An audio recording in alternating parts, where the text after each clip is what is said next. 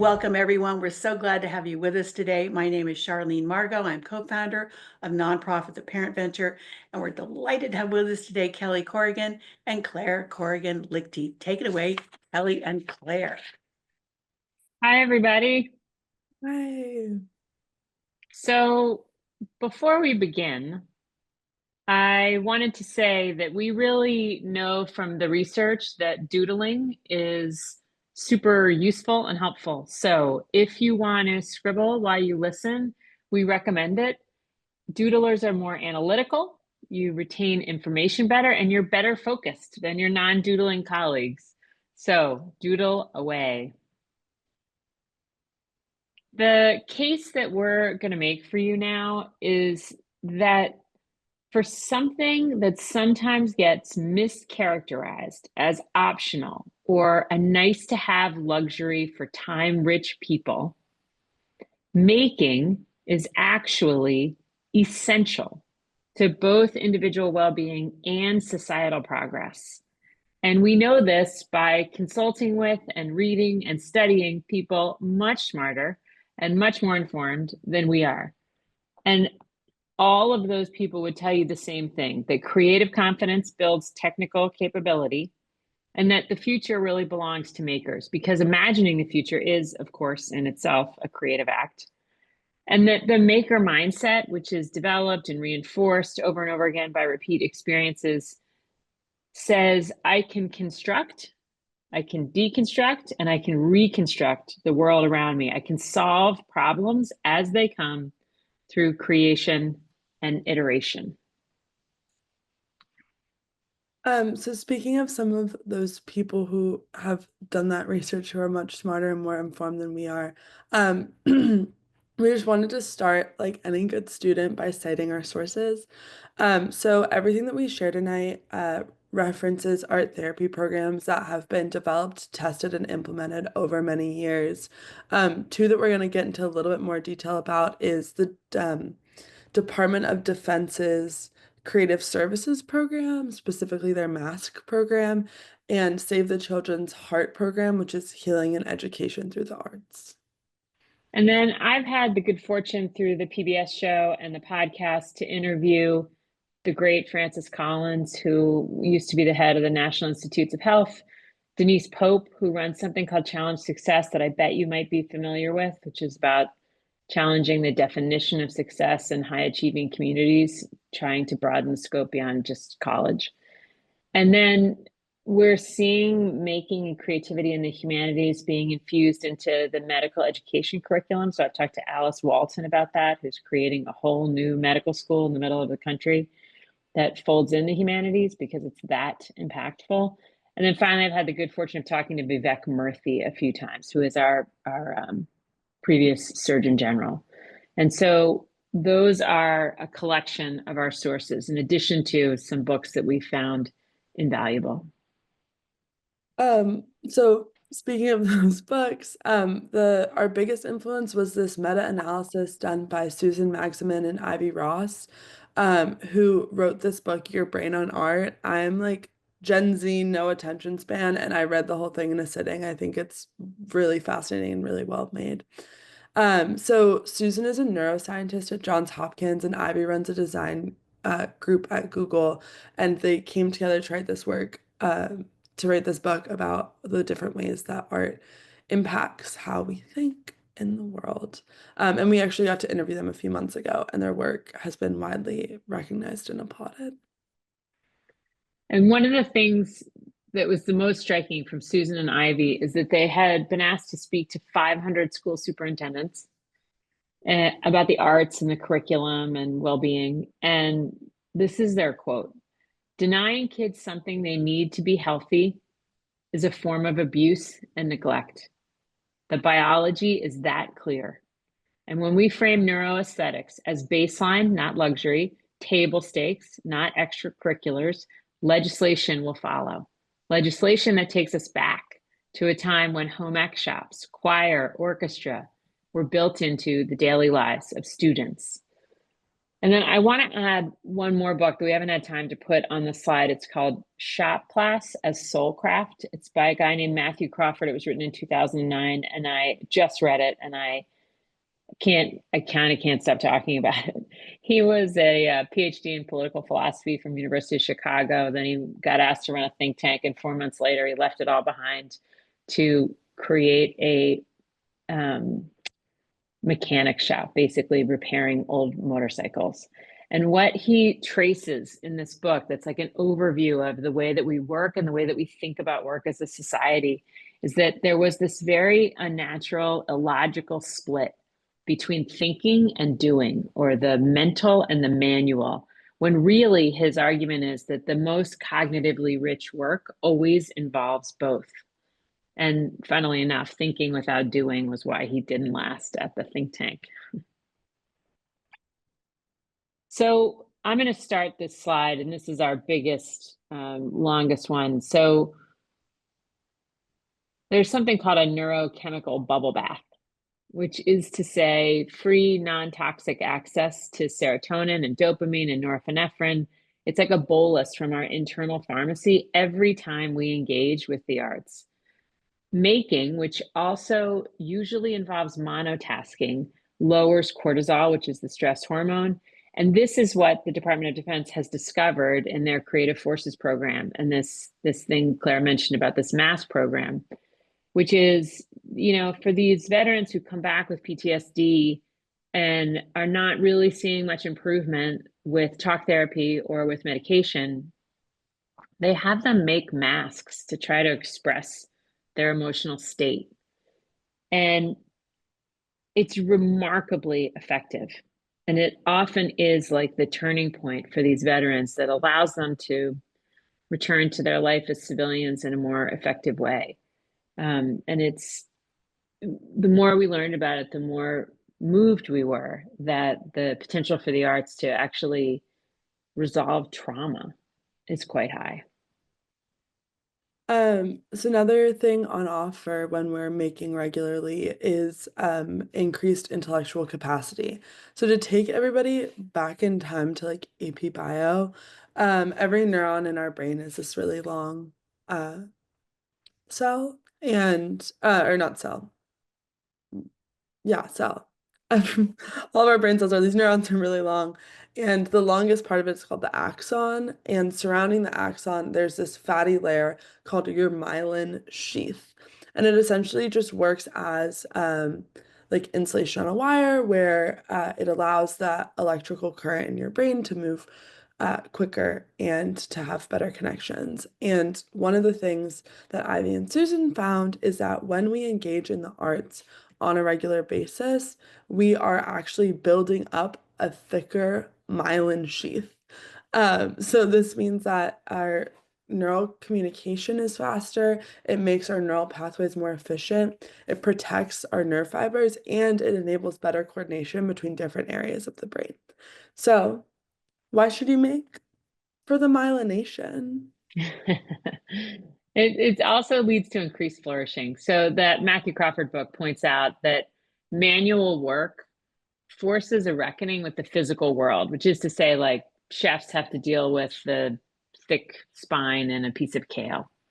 And woodworkers and carpenters have to deal with the fact that wood shrinks and swells in different weather. And even guitar players have to deal with the calluses on their fingers from holding the chords in place. And so what Crawford says is that making forces us to be curious about how the world comes together, how the physical elements of the world come together. And it offers us proof that we can understand how the things we are dependent upon work.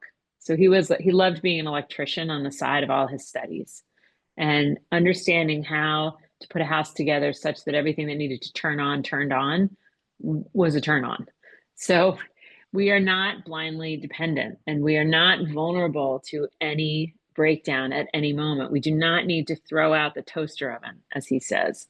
And that kind of making and diagnosing and fixing is very empowering, such that students with access to arts education are 5 times less likely to drop out of school, They're 4 times more likely to be recognized for high achievement. They score higher on the SATs, on proficiency tests of literacy, writing, and English skills. They're also less likely to have disciplinary infractions. And speaking of societal progress, when arts education is equitable, when all kids have equal access, the learning gap between low and high incomes students shrinks. And then the last thing we have on offer here is connection. I'm a college student, and college is a lot of things, and one of them is it's lonely a lot of the time. And it can be difficult to make friends, it can be difficult to connect. But one thing I found in my life that has been parroted by the research from Susan and Ivy is that when we're bonding with people over the arts, we're like making connections faster and deeper. And so it doesn't necessarily mean like me and my friends will get together and doodle while we watch TV or something. But also like we sing in the car together, and like those are the moments in which like I'm really finding connection. And when you have an activity, it actually makes it much easier to have deeper conversations. So me and one of my best friends will play with clay together, and she'll come over and we'll just like de-stress by playing with clay. And when we're playing with clay, we can't be on our phones, and we're the perfect level of distracted where we're able to have deeper conversations and able to just connect in a way that we couldn't have without having making.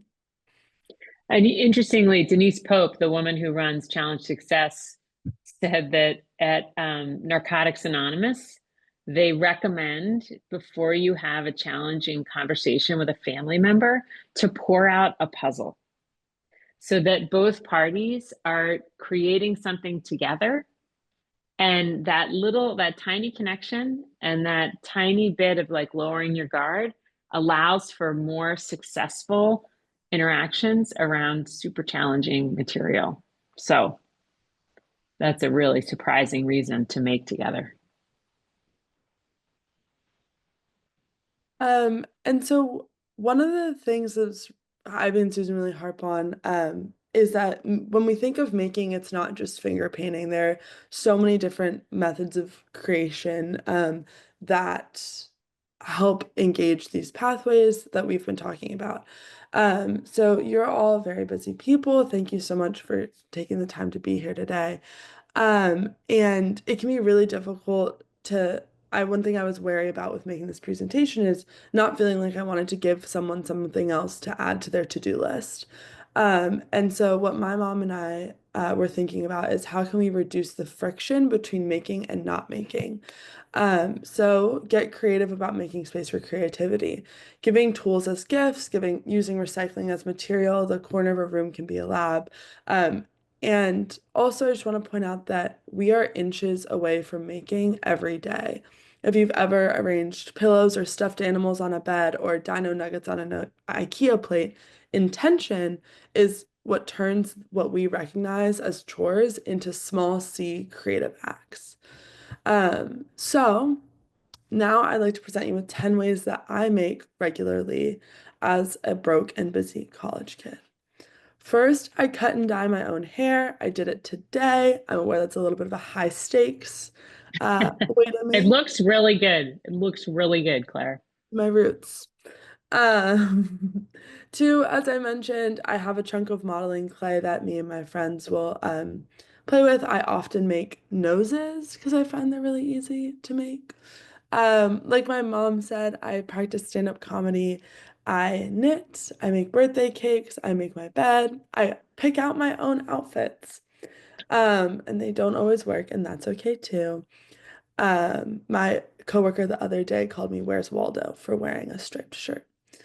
Um, and then as a computer science major, I write code, and as a drama major, I write plays. And then sometimes when the mood is right, I write kids' books. And I too have made and will continue to make tons of different things. So I built a bench once, I built a bookcase, I've sewn an entire outfit and worn it out in public, which was for sure a mistake. I also cut and dye my own hair. The apple doesn't fall far from the tree. I always have a 1,000-piece puzzle going. I paint. I just started working with clay. I just tried pottery. Of course, I podcast, which is a kind of making. But one thing I want to point out is that excellence is not a requirement. So to reap all the benefits that we promised you a few slides back, you don't have to be talented or do it as a professional or even be proficient. And there's just so few things that you can say that about. But of course, this is not about the outcome. It's really about the process. And it goes to this phrase that I've always loved, which is today counts. And I like to tell super goal-oriented kids when I give graduation speeches that the quality of your days ends up being the quality of your life. So there is value to creativity in and of itself, even before any possible outcome. The other thing that I love about making is that it uses our fingers and hands, which A, keeps us off our phones, and B, is the last remaining part of obvious superiority over AI and robots. So enjoy the use of your fingers and hands. So sometimes making just isn't in the cards. And so one thing that I've learned from my therapist that was reinforced by Susan and Ivy is that the opposite of an anxious mind is a noticing brain. And so they talk about this practice of beholding, which is really seeing the world as a monotask. And so noticing the way our bed is made or the way our feet feel in our socks or the colors on of the books on our bookshelf can really ground us in what's real and can lower cortisol levels. So just taking time to take in sounds, textures, shapes, flavors can be really helpful. I also think that stopping and pointing and getting good at saying wow is the work of all parents, because I think parents who say wow have kids who say wow. And saying wow is fundamentally an act of gratitude, and gratitude is absolutely definitionally good for mental health. Every study that's ever been done about it turns up the same information, which is it's essential to our well-being. And I can attest, I have a mom who says wow, and every time she does, we'll be in the car and she'll go, Claire, look at that tree. And I'll be like, oh, mom. And then next time I'm with my friends, I'll be like, Allison, do you see that tree? So it does work. So I pulled together some images for you so that we could have a moment of beholding. So here they are. This is this tiny little dinner party that's made out of acorns and pieces of bark that a man made and then left on a tree stump in the woods so that people walking by would see it. These ladies are having the best time working with this enormous yarn, but they also have wine in the upper right-hand corner of that picture, so maybe that's part of what's making them laugh. This clever person is making this beautiful design with his umbrella in the snow. This person every day paints a playing card and turns the hearts or spades or the suit into some common object like a badminton birdie. This is this town in Europe where the cracks in the sidewalk and the little sort of crumbling walls, people just fill in with Legos and other objects.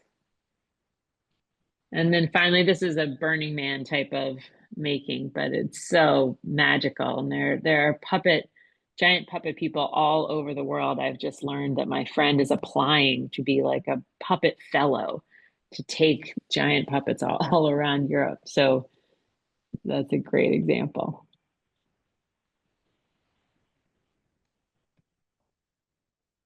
So I'm assuming that if you didn't come convinced, you are now convinced that making is essential to well-being and societal progress. My favorite line is inspiration is for amateurs. So as Claire said, you have to make making a routine. You have to dedicate a corner of your house. You have to try to let it be immersive and unstructured and unobserved and unjudged. And still, you might find that you or your children are stuck.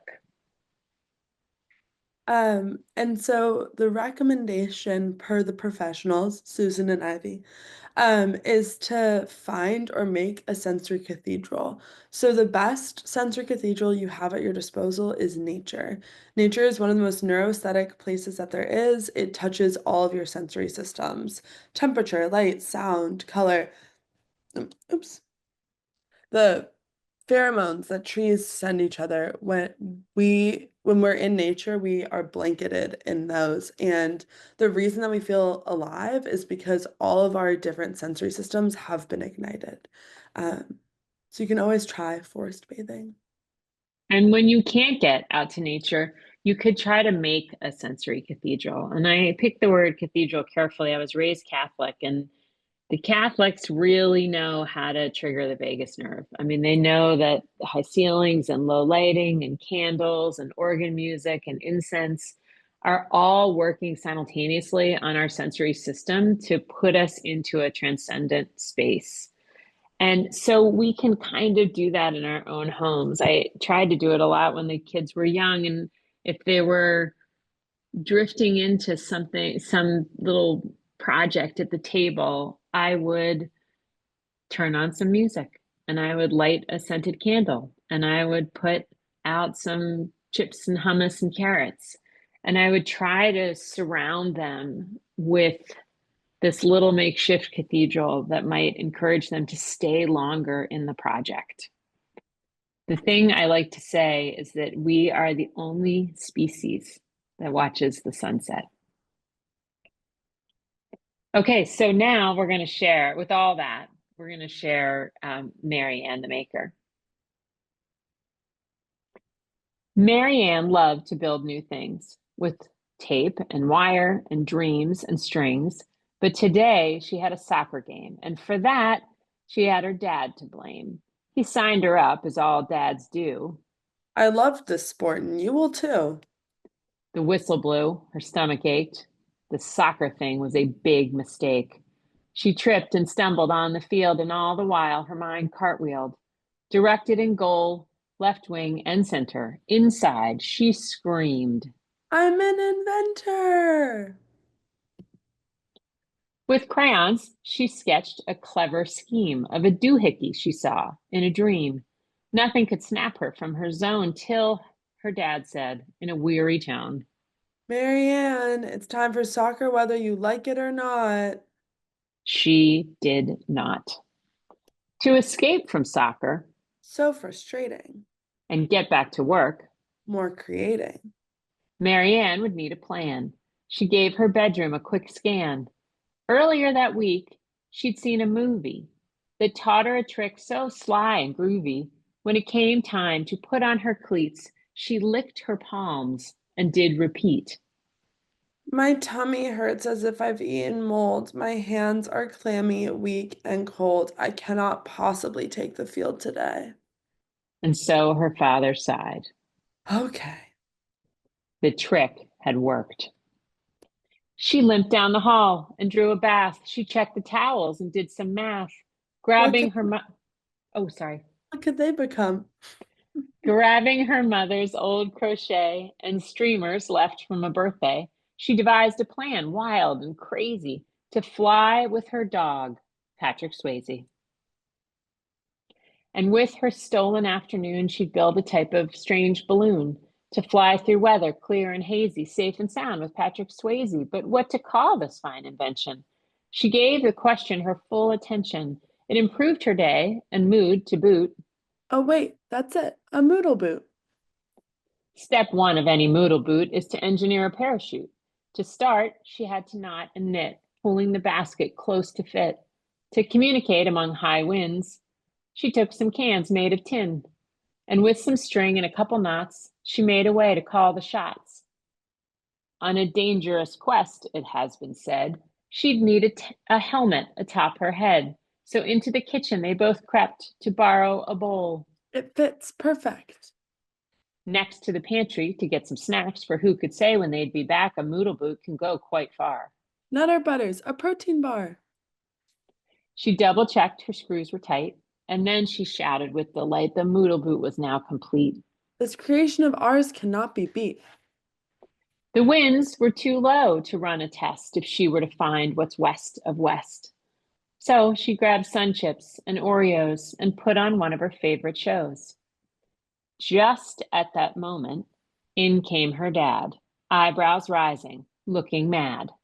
Marianne, He said.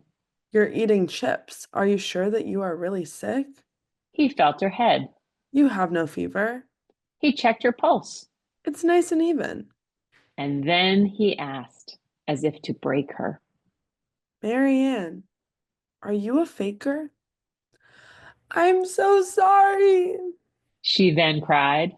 I hate soccer, so I lied. But I created something grand, an invention to travel across the land. She showed him the cans and parachute and all the elements of her moodle boot. I'll fly across every town, field, and acre, for I am Marianne the Maker. Her dad ran inside, then out quite fast. He hoisted a flag up the mast. That's awesome. Marianne declared. And if you don't feel too scared, maybe you could make with me. I would love to, He said with glee. And so they tinkered, toyed, and tied, two brave inventors side by side. And on this afternoon momentous, her dad became her new apprentice. So one of the things you might have noticed in that story is that Marianne lies. So little story time for me. When I was in 8th grade, I was played lacrosse and I did not like it, but my sister played lacrosse and my mom had played lacrosse and all my aunts and uncles played lacrosse. And so instead of just being honest and saying, I don't like this, I would rather take basket weaving. I lied about a knee injury, and through one MRI and many, many sessions of physical 12, therapy. 12 sessions.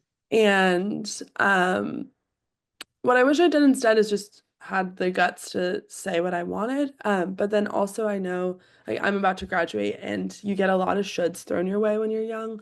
And so just being careful about what the difference between a suggestion and an expectation is, especially with young people and especially with people we love, about letting them discover a little bit more of what they might be interested in.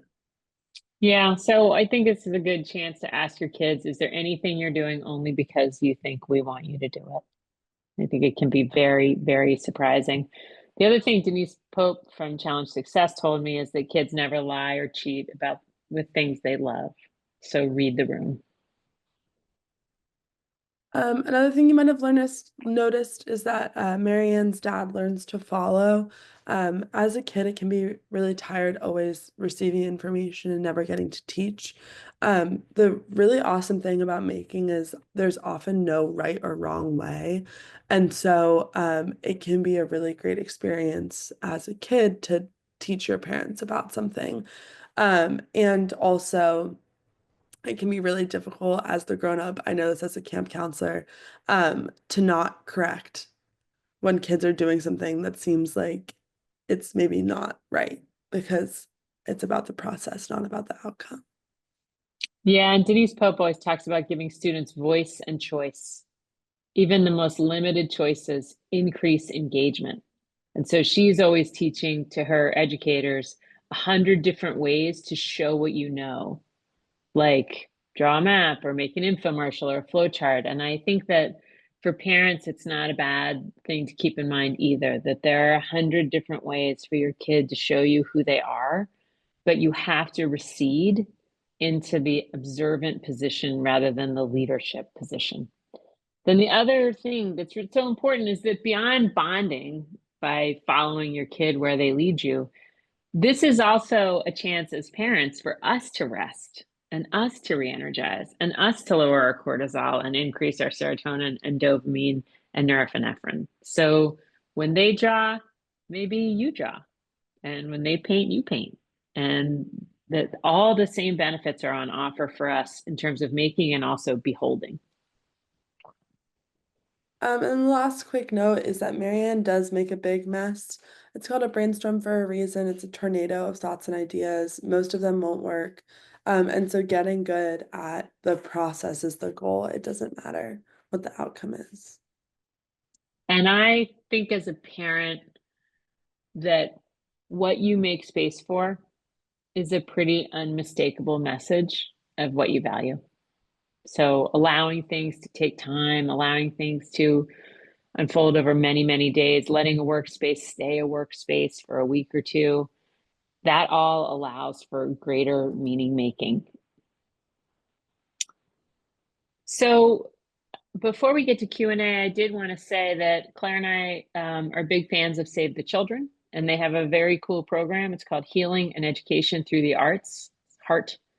And it's over 10 years old now. It's been in schools. It's in all the youth centers and Boys and Girls Club type places. It's also done at home. It's based on decades of global research, and we're donors as a family to Save the Children. But we also have an arrangement with Random House where if you pre-order copies of Marianne for the kids in your life or for your local school or library, for each copy that you pre-order up to 2,000 copies, Random House will donate a copy to Save the Children, which anyone at Save the Children will tell you it's sort of a big deal for a kid from a really poor neighborhood to have their own things. And one of the things they want the most are their own books. So thanks for helping us with that. And just if you want to learn a little bit more on making, my mom and I did a short podcast series with some key makers. We start by talking with Ivy and Susan, who you've already heard us talk a lot about. And then I got to interview Pete Docter, who's the creative director at Pixar. He did Up and Inside Out. And then we together interviewed Meredith Scardino, who's a TV writer. You might know her work from Unbreakable Kimmy Schmidt or Girls Five Eva. And then when we were in Montana last summer, we interviewed Hank Green, who works he does the Vlog Brothers with his brother John Green, and then does Crash Course. I'm sure if you're in education, you're familiar with Crash Course. And then my mom. I interviewed Edward Burns, who is most well known from Brothers McMullen. And he's actually been a writer and a director and a producer for over 20 projects. And then I also got to talk to Rainn Wilson, who is Dwight Schrute, among many other things. And then the last thing to say before we take questions is that Claire made a website, mariannethemaker.com, where you can find all the information. And we'd be so happy if you wanted to stay in touch. We're on Instagram at Kelly Corrigan and at Claire.Lichty.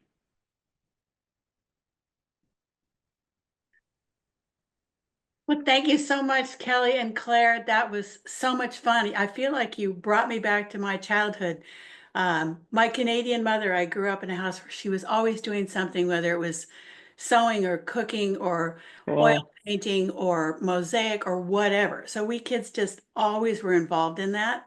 And I don't think we thought of it as anything but just like being artistic. We didn't even say, our mom is an artist, but it's a wonderful way to grow up. And I'm not surprised now that I followed that to Stanford and taught early childhood at a play-based school, Bing, their laboratory preschool.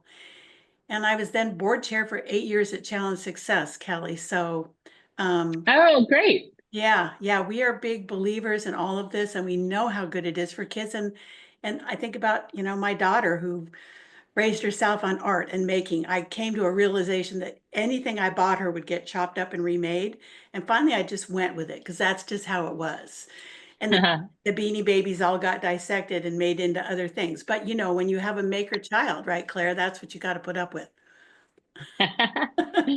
So again, you are definitely preaching to the choir here, but anybody, if you've got questions, put them in the Q&A, and we would love to ask questions from the audience as well. We have some that have come in before, so let's just get started. So you say that Marianne, the maker, resists the pressure to conform to structured activities like soccer, and in fact, lied about being ill so that she wouldn't have to go. How can parents balance extracurriculars with the need for open-ended creative time? Do you think that kids should be encouraged to do those extracurriculars, or would you rather have them sort of look at what their children's affinities are? I I think I overscheduled my kids. You do. I do. I mean, I was excited. It was pure. Like it was enthusiasm. Like I don't know how to teach them chess, so I put them in chess club, and I don't know how to teach them piano, so I put them in piano, and neither of those things were offered to me when I was a kid. So there is that idea of like I'm gonna expose them to things that I never could experience. But my pediatrician uh, would always say like you can just leave them with a box of recycling and some tape and they can find things to do for 2 hours. That is plenty. You give them some scissors and glue, that's like 4 hours of time. So I think it was, I also think there's like a pressure to keep up with the Joneses. Like I think if you're out and about and sitting at a kids soccer game and all the other moms are talking about how their kids are taking violin, like all of a sudden you're like, oh God, like should I sign Claire up for violin? Like, I don't know. Like I don't want to handicap her. So there is insecurity, of course, because it's so important to you. You're doing this parenting thing as you've never cared about something this much. And so that makes you, vulnerable to like the sort of microculture's norms for how much crap to sign your kids up for. Claire, what do you think? well, I know I'm the director for the UVA chapter of this nonprofit called Camp Kesem, and so I've planned a summer camp many times, and I know it can be really daunting to have unscheduled time because it does require higher levels of engagement, usually if you're the person providing that. And I think that that's like I totally understand that. I wish I had more free time as a kid, especially during the summer. I feel like we were like in every week, it was like continuation of school, where it's like you have to. I remember like my mom was like, if you don't find something to fill these 3 weeks, I will. And so I think that I understand that can be really challenging. But also I think that you would be surprised the ways in which unstructured play can happen. And I think that there's something really valuable in like play and unstructured time outside of the home, where I think if you're at home and you like I know this from gentle parenting myself, where it's like if I'm at home and I have access to my phone, my computer, and my TV, like it's going to be really difficult to have beneficial unstructured time. And so I think that going to the park or a cafe, or I don't know where kids go, the library, I think can be really beneficial, and can make it feel structured, even if it is still like tapping into those elements of play. Yeah, we read about this difference between engaged leisure and sedentary leisure. And engaged leisure, this is from that book Rest, which is also referenced Yeah, here. we brought him. Oh, you did? We Yeah. did. So it's such a great idea that like knitting is just this beautiful example of engaged leisure. Or walking and listening to a podcast, I think of as engaged leisure. And sedentary leisure, is what Claire's referring to with the phone stuff. And I have the same problems she does. Like if I don't, really have a good conversation with myself, I can fritter away a day um, pretty quickly. So I think these ideas are evergreen. I think they apply to kids and adults the same.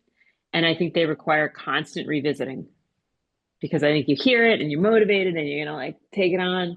It's like, that's why they send you to church every week so you can keep reconnecting with the ideas. That's why they send you to therapy every week so you can keep reconnecting to the ideas. Like just because you hear it once doesn't mean that you're gonna. It's not a one and done kind of thing. So, Kelly, I'll ask you, I had a life change when I was 40 and lost my dad, my home, and my marriage in 1 year. Hadn't planned No. that. And at that point, I would have been like you, and I would have been putting my kids in all these activities, but I couldn't frankly afford them. So I went back to work close to the house, but my daughter would come home again, had all the materials, all the art materials in the house, and would just make her little nest on my bed, put on a favorite show, and make stuff. And now I say, you look back and I see the dots. She was the girl in the 6th grade who dressed at Halloween as a garbage can, complete with an actual garbage can, glued on garbage, and the bike helmet had the garbage can lid on it. You can picture it. When all her friends were Disney princesses. That's the kid that went to Stanford, made the quilt, studied human bio, and works at IDEO. I don't think it's an accident. I think if we can give our kids unstructured time, and I know parents, for a lot of you, that's a hard concept. But we listened to Bill Stixard and Ned Johnson last night. Their book is called The Self-Driven Child. And what they're saying is the more agency we give our kids, the better they do. Yeah? Yeah. Well, and that's always what was so fun about Thanksgiving is like me and my cousins would go and we would make a play and like the or like family trips with another family where it's the kids kind of watch each other. I think is like getting if you got a good family that you can tag team it with, I think that can also be really helpful. All right. And Yeah, those are probably the most for whatever reason. Maybe it's just like the slightest bit of peer pressure, parent to parent. But I yeah. feel like the best we ever were at like letting them run free and make stuff up from scratch and be becoming happily surprised by what they returned with was when we were with another family at a lake house or down in San Diego with our friends who have like a pool. And we would sit around as adults. And then 4 hours later, they'd be like handing us out programs for the play. And then we couldn't go yet because the set wasn't created yet, but they would be ready at 6 p.m. And, they had like one of these 5 kids was just told the jokes at the beginning, like he warmed up the crowd, and then he sold popcorn and these homemade popcorn containers with the stripes on them. And so, God, it's so encouraging when it happens.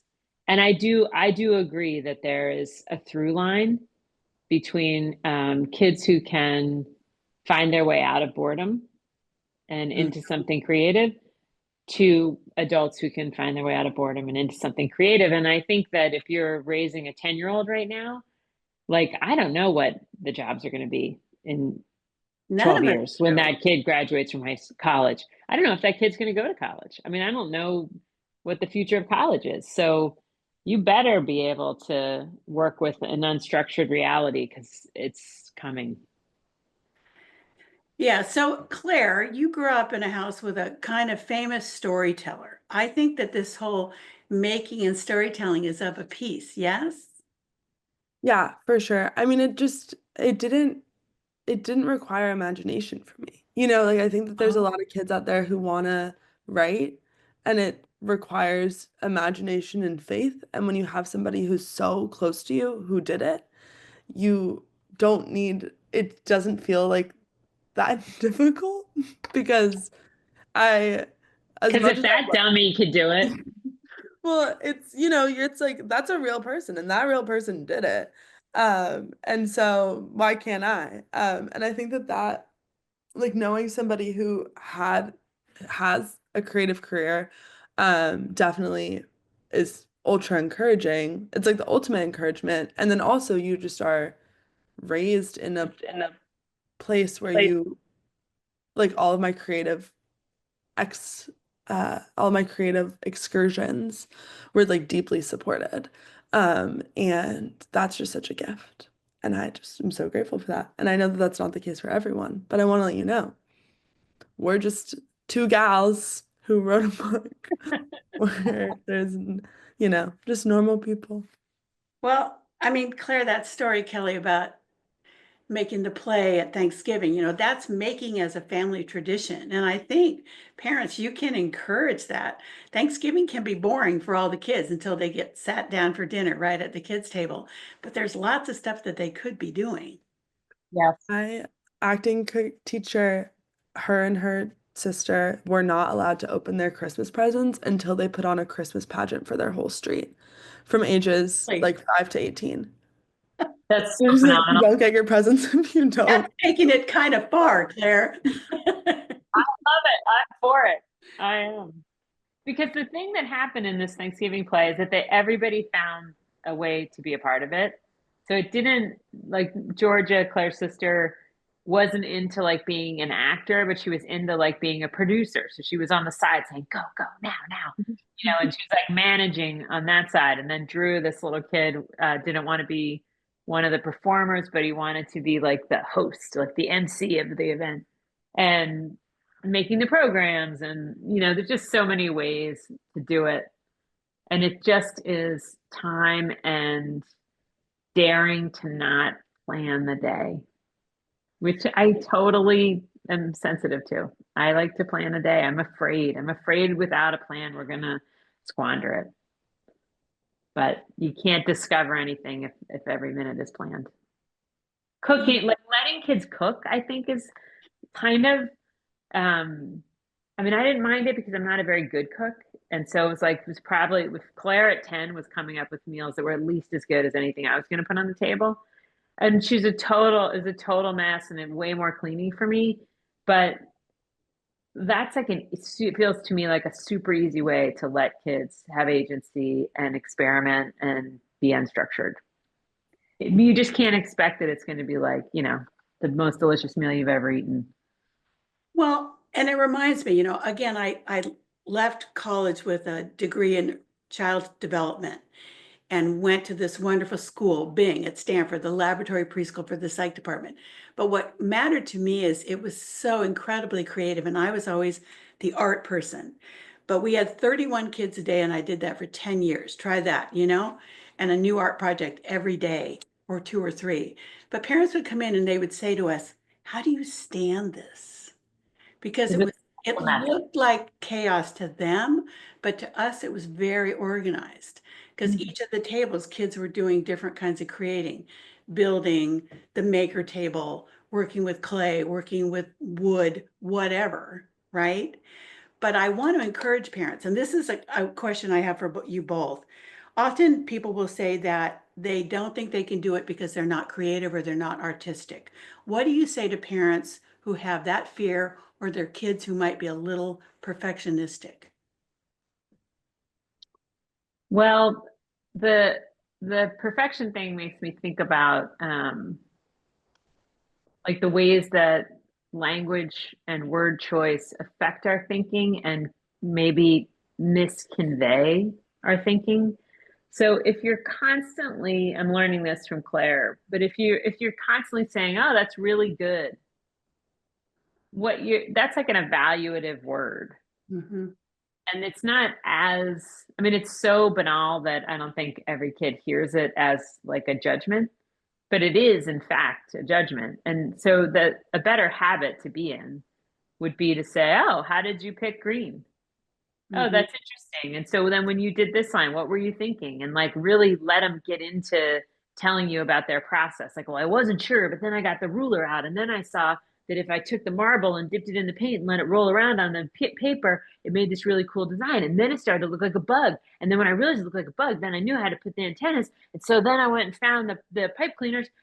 Like that's what you're shooting for, is for them to start get on a roll about how they ended up with whatever's in front of them.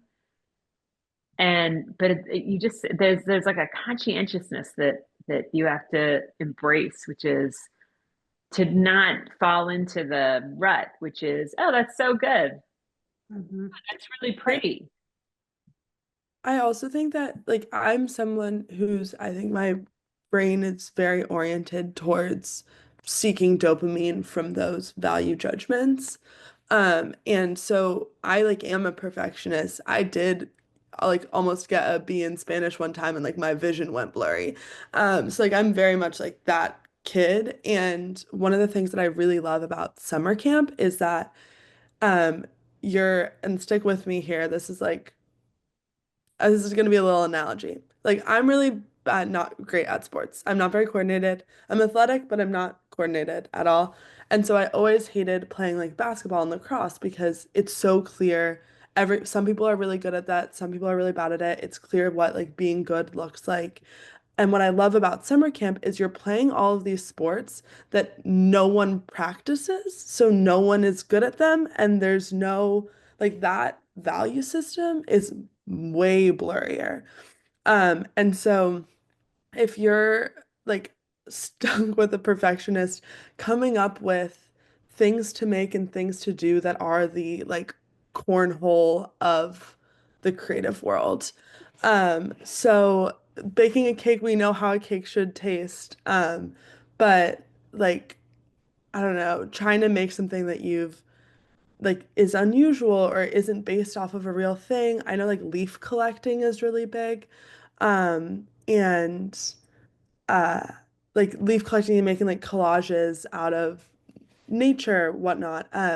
Just like being creative about being creative about being creative, but coming up with things that are maybe it's like harder to evaluate or to like put a value judgment on. Totally. I'm totally with you. The cornhole of creative projects. Yes, gotta love that. All play. It's not easily evaluated. You know, you're not like, for instance, if you were playing with clay, you could have like a model there where you're trying to make it look like the model. Or you could just have clay and just be freestyling. And that's going to feel super different, super different to the kid, whether they're how close they could get it to look like the thing that's in the middle of the table versus just, I don't know. And then it took me here. And then I thought it looked like a nose. And then the next thing I knew, it was a horse. And then all of a sudden, the horse had 5 legs. And then I thought, oh, that's so cool. It's a monster. You know, like that's what you're hoping for is for it to take over. It's really important. My kids were, those 9 AP kind of kids. But Brittany, for example, would always take clay. She took pottery. She only had 3 electives in high school, but it was always clay. And she'd take it first period or last period because it saved her. It saved her little inner soul. And so when you say that, Claire, I know exactly what you mean. It's Mhm. really important, right? And it is the process, Kelly, like you said. So again, this is kind of a serious question, but I think it really matters. And that is, I grew up in Palo Alto where every Friday was art day, all day in the elementary school. Okay, that was an amazing gift to us kids, right? When we studied the Hopi Indian, we planted corn. Not everybody gets to do that. What can we do as parents and grandparents to support the arts in schools? We are really worried at the direction that things are going. Well, Susan and Ivy are on a mission. Okay? And I think if you look up Susan Maximin and Ivy Ross and curriculum reform, you might be able to participate in their efforts in some way, either by donating or by signing some petition for a school district to reincorporate choir or orchestra or any one of shop class. I think there are people, which is to say, I think there are people who are already in motion here that we could get behind and try to like put wind in their sails a little bit. Okay. Because, for example, you mentioned connection, Claire. We recently brought an author, Dr. Jeremy Nobel, who has something called Project Unlonely. You'd be interested in this, Kelly. And his thesis is that the arts create connection and lead to better mental health for people. So they have film festivals and they have virtual and real get-togethers where people make art as a way to increase their well-being. So I think, as you say, there are folks doing great stuff, but for me especially, as a former early childhood teacher and new grandmother, watching the wonderful way these my grandkids are being brought up with art, but every kid is not getting that. Yeah. I also think that there's a lot of good things happening at public libraries. So I think if you're not supporting your local library, um, that's a great way to, that's a great sort of central source. Absolutely. Well, some of your books are going to go to our local public libraries and some of them are going to go to local preschools. So please know that this wonderful book is going to get out there. We're just so grateful. This has been so fun, Kelly and Claire. So we have got just a couple minutes left, and I want to know just some parting words from you both after today's wonderful session. I think that my feeling is that it's all very tactical. And so I think it's something that you should put in your calendar, like a little making, just like 30 minutes of making in your day, and just track it and be aware of what it's doing for you. Because as everyone knows, more is caught than taught. So if your child, like I always, when the girls were growing up, I always read in a place where they could see me, because I Yeah. just thought I want them to see me sitting in this nice chair with my cup of tea and my little light over my head with a book in my hands. I want them to see that this is a nice way to spend time Yeah. instead of trying to sell it verbally. And the same is true for making, like walking in and seeing your mom like cooking something for the first time and singing while she's doing it. Like that's a really positive, that's a good hit for a kid who's looking to regulate and looking to know what's okay and what's okay to do and what are okay ways to spend your time. I So mean, Kelly, it's beautiful. I lost my mom when I was 18, but that power of her artistry and singing and love and making carries me through 40, 50 years later. mm, So, Claire, daughter of Kelly, what say you? I would say try your best. Don't beat yourself up. If like you don't feel like, oh, I didn't make today. But if you do get stuck, I just do music and chores, and that fills my cup, for sure. And so thinking about rest that fills your cup. It's huge. Well, thank you both. This has been a wonderful and incredible conversation. Lots of great stuff going on in the chat. Lots of love to you both, all the hearts coming up. So again, thank you both for Marianne the Maker. We look forward to bringing your book out more into the world.